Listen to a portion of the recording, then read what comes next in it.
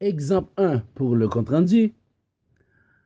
Dans la conférence de presse donnée le mardi 11 août 2020 par l'opposition, ils ont fait appel à pas mal de partis qui, d'après eux, partagent les mêmes opinions.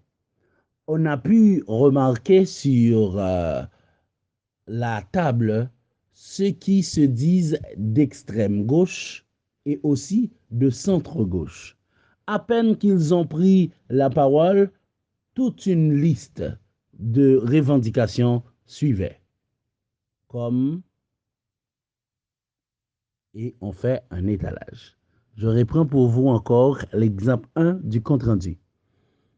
Dans la conférence de presse donnée le mardi 11 août 2020 par l'opposition, ils ont fait appel à pas mal de partis qui, d'après eux, partagent les mêmes opinions.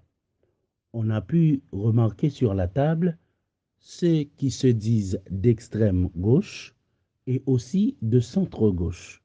À peine qu'ils ont pris la parole, toute une liste de revendications suivait. OK? Ça, c'était pour le, l'exemple 1 du compte-rendu. Vous pouvez remarquer dans ce texte, il n'y a pas de moi. Le journaliste n'a pas mis ce qu'il pense, il n'a pas dit ce qu'il pense, il n'a pas ajouté quelque chose qui n'a même pas rapport avec ce qu'il rapporte. Il a seulement écrit ce qu'il a vu. C'est ça le compte-rendu. Exemple 2.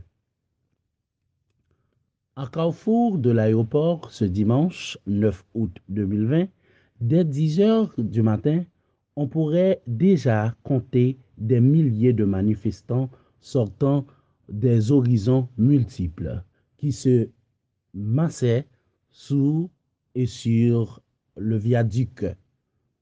Un peu partout au Carrefour, ils portent en majeure partie des maillots blancs. Ils s'apprêtent à gagner l'autoroute de Delma jusqu'à hauteur de Pétionville, avec pancadres en main et des slogans. Et des slogans. Voilà. Je reprends l'exemple 2, s'il vous plaît. À Carrefour de l'aéroport, ce dimanche 9 août 2020, dès 10 heures du matin, on pouvait déjà compter des milliers de manifestants sortant des horizons multiples qui se massaient sous et sur le viaduc. Un peu partout au Carrefour, ils portent en majeure partie des maillots blancs. Ils s'apprêtent à gagner l'autoroute de Delma jusqu'à la hauteur de Pétionville, avec des pancartes en main et aussi des slogans. OK? Eh bien, c'est ça le compte-rendu.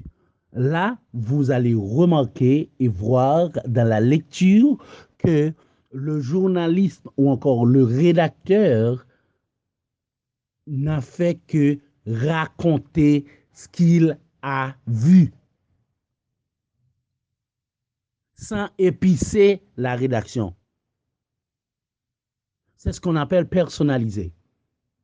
C'est pour ça que l'on dit de nos jours, de plus en plus, les rédacteurs ou les journalistes ont tendance à personnaliser le compte-rendu et de moins en moins, on a tendance à perdre ce genre journalistique. Ça traduit que le compte-rendu est en voie de disparition.